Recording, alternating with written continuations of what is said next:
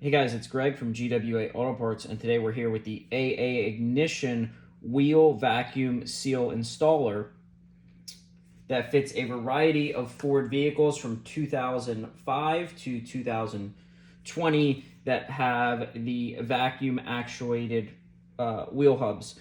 This includes the F250, F350 trucks.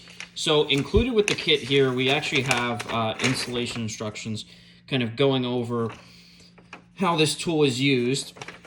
But essentially what this tool is a big piece of aluminum, a big piece of steel that's cut properly to allow you to hammer the vacuum seal into the wheel hub. So the seal goes into the wheel hub here.